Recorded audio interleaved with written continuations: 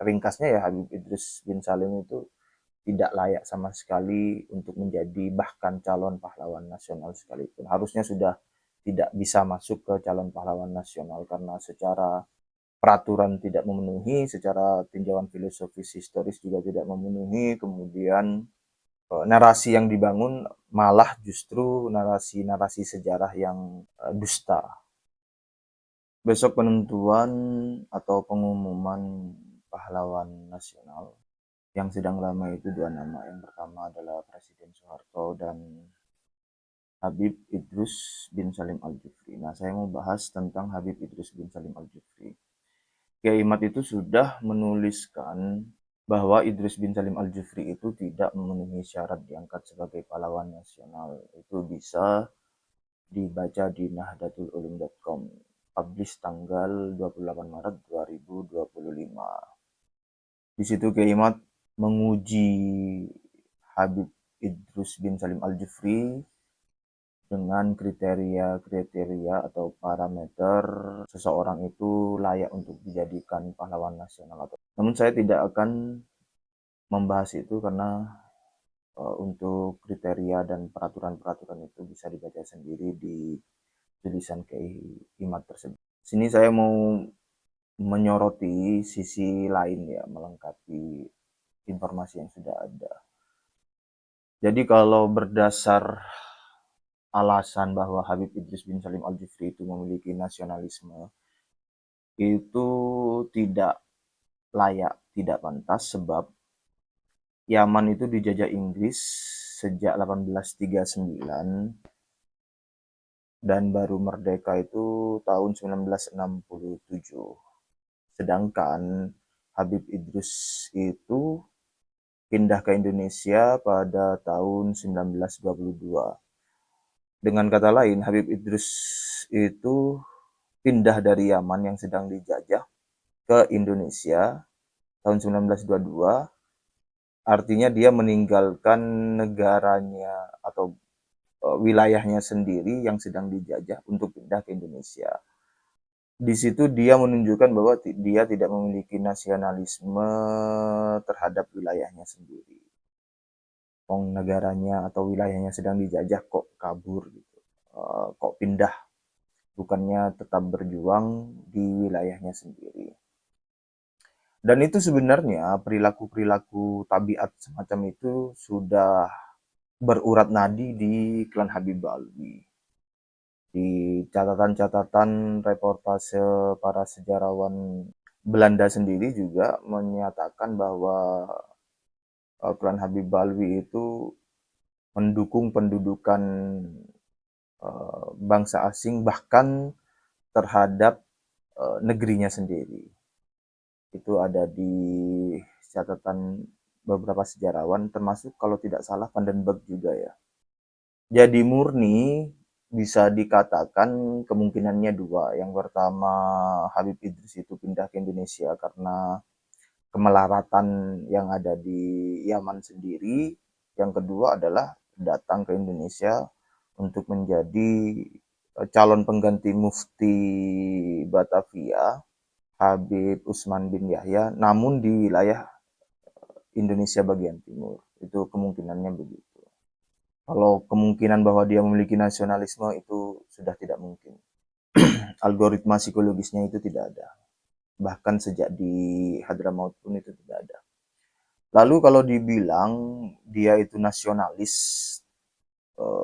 berjuang dari luar negeri, yaitu Indonesia. Jadi dia nasionalis Yaman, tapi berjuang dari luar negeri, yaitu wilayah Indonesia. Pindah karena di Yaman tidak aman, dan lain sebagainya lah alasan itu. Itu juga tidak bisa. Karena dia tidak melahirkan pejuang-pejuang yang memperjuangkan kemerdekaan di Yaman itu sendiri. Tidak seperti Syekh Nawawi Banten, beliau memang berada di Mekah atau Madinah ya. Tapi dari situ dia mendidik orang-orang Nusantara untuk melawan penjajah dan melahirkan banyak pejuang-pejuang yang melawan penjajah di Indonesia. Kelebihan daripada keduanya pemikirannya, keilmuannya diikuti orang sesudahnya. Jadi jejaknya itu diikuti. Kalau Syekh Nawawi secara khusus pemikiran tentang Ahlus Sunnah wal Jamaahnya, tentang nasionalisme tadi kumpul waton minal iman, nanti kita bisa cek itu diikuti lewat murid-muridnya mendirikan madrasah, melakukan perjuangan melawan Belanda. Sehingga saya katakan wa minhum man assasal istilah kumpul waton minal iman yang kita nyanyikan bersama itu sebenarnya aslinya bukan dari Kiai Wahab Hasbullah, tapi ternyata terdapat di kitab tulisannya gurunya Kiai Wahab Hasbullah yang namanya Kiai Saifunan Muhammad Khalil Bangkawan. Ya, ada. Jadi kita tanah air sebagian dari iman itu sumbernya di Bangkalan, yaitu Saifunan Khalil. Bung Karno pernah menggembar-gemborkan kita tanah air sebagian dari iman. Gus Saifullah Yusuf, saya menyampaikan santrinya Kiai Khalil Bangkalan itu 7 orang pahlawan nasional. Ya, antara lain Kiai Syekh Masyari, Kiai Wahid Hasim, Kiai Maskur, Kiai Abdul Halim, Kiai Wahab Hasbullah, kemudian yang dari Sumatera Barat itu lupa saya namanya, Kiai Zainul Arifin, ya. 7 orang, dan yang sebentar lagi insya Allah Kiai Yusuf Hasim. Ya saya bilang waktu itu sama Menteri Sosial, sama Kiai Saifullah Yusuf, ya kalau santrinya saja 7 orang jadi pahlawan nasional, apa kesulitannya gurunya untuk menjadi pahlawan nasional? Dan hal lainnya yang diaju-ajukan sebagai landasan menjadi pahlawan nasional adalah dia mendirikan Al-Khairat, berjasa terhadap pendidikan di Indonesia katanya. Itu pun tidak terbukti Al-Khairat melahirkan para pejuang kemerdekaan yang melawan penjajah. Tidak ada kan alumni-alumni Al-Khairat atau alumni-alumni yang belajar kepada Habib Idris itu menjadi pejuang-pejuang kemerdekaan yang melawan penjajah Belanda. Itu tidak ada. Lalu kalau alasannya juga begini kan, Habib Idris itu dibilang berjasa karena cabang Al-Khairat banyak. Itu juga tidak bisa menjadi landasan karena harus diuji satu seberapa banyak dan betulkah angka yang digaung-gaungkan itu yakni ratusan cabang atau bahkan sampai angka 1.000 cabang itu betul-betul faktual ada atau hanya sekedar angka di atas kertas. Nah, itu harus diuji. Kemudian anggap saja dengan asumsi bahwa cabang Al-Khairat di Indonesia Timur itu banyaklah sampai 1.000 katakan begitu ya. Itu harus diuji apa peran pentingnya jumlah sebanyak itu untuk kemerdekaan Indonesia. Karena angka cabang itu tidak pasti memiliki peran penting terhadap kemerdekaan Indonesia. Sebagai contoh, Kiai Haji Hasyim Asy'ari itu ya pondoknya hanya satu itu. Tidak ada cabang-cabang lagi. Pondoknya hanya satu, tapi itulah yang memiliki peran penting terhadap kemerdekaan Indonesia. Jadi angka atau kuantitas cabang itu tidak menjadi patokan. Yang harus dijadikan patokan adalah apa peran pentingnya atau peran signifikannya terhadap kemerdekaan Indonesia. Nah, kalau kita main banyak-banyakan cabang ya, banyak-banyakan kuantitas begitu, nanti pendiri Primagama itu bisa kita ajukan sebagai pahlawan nasional. Jumlah cabang Primagama per 14 Juni 2023 itu 694 cabang. Tuh banyak ratusan ya.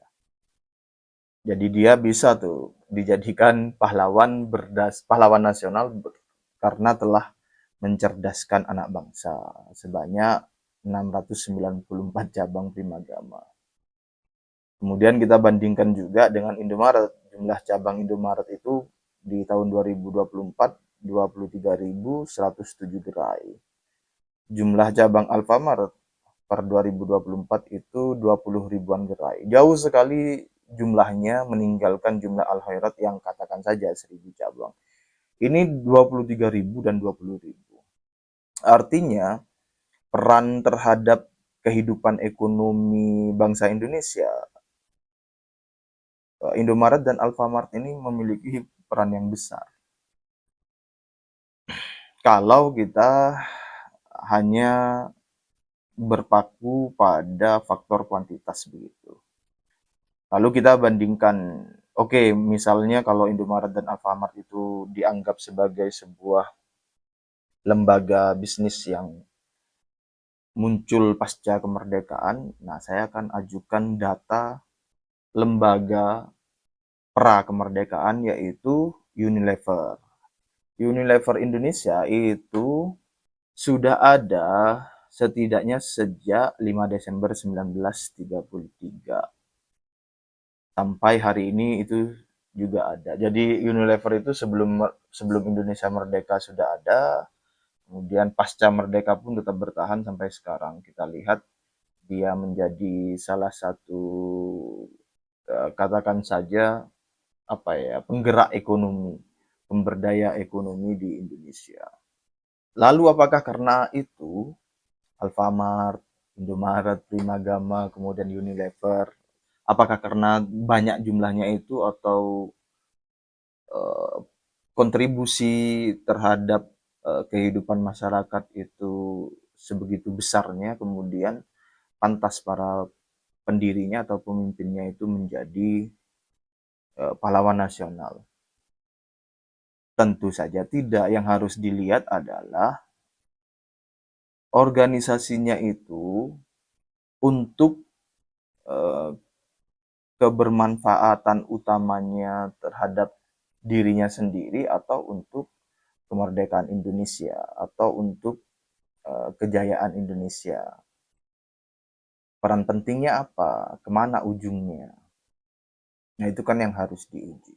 Tidak serta-merta seseorang atau sebuah organisasi yang berkontribusi terhadap masyarakat kemudian bisa dijadikan sebagai pahlawan nasional.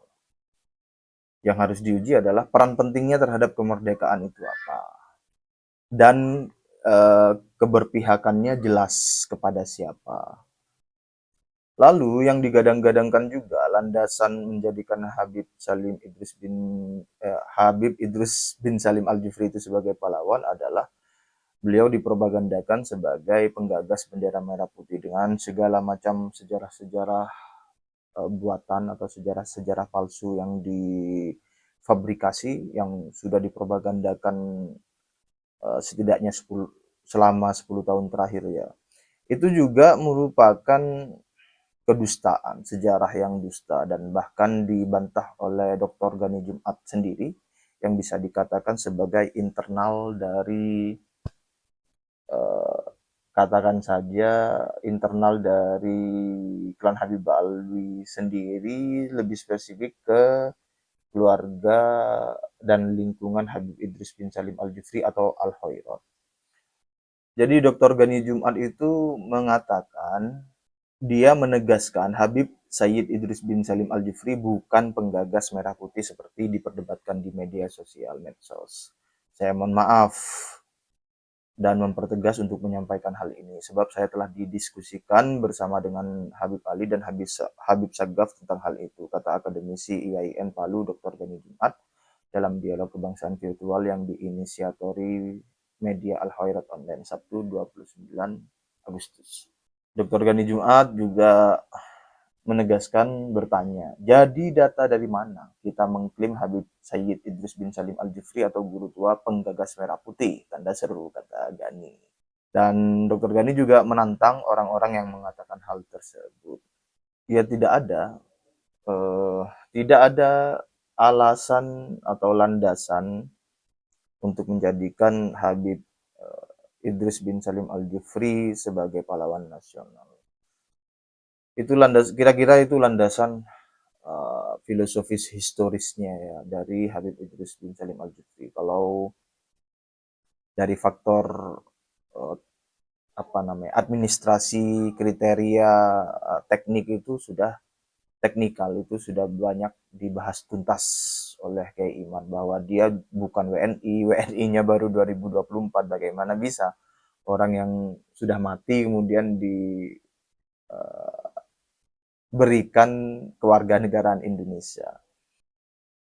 Dan butuh diberi aksentuasi khusus tentang kedustaan-kedustaan yang difabrikasi oleh pihak-pihak tertentu yang berkaitan dengan Habib Idris Salim Al-Jufri yang memfabrikasi sejarah palsu bahwa Habib Idris Al-Jufri itu sebagai penggagas bendera merah putih. Tokoh yang diaju-ajukan sebagai pahlawan nasional dengan narasi-narasi dusta itu patut untuk tidak dipertimbangkan sama sekali rekomendasi atau pengajuannya bahwa Habib Idrus itu sebagai pahlawan nasional. Ringkasnya ya, Habib Idrus bin Salim itu tidak layak sama sekali untuk menjadi bahkan calon pahlawan nasional sekalipun. Harusnya sudah tidak bisa masuk ke calon pahlawan nasional karena secara peraturan tidak memenuhi, secara tinjauan filosofis historis juga tidak memenuhi, kemudian narasi yang dibangun malah justru narasi-narasi sejarah yang dusta, yang menyesatkan bagi bangsa Indonesia. Terima kasih. Assalamualaikum warahmatullahi wabarakatuh.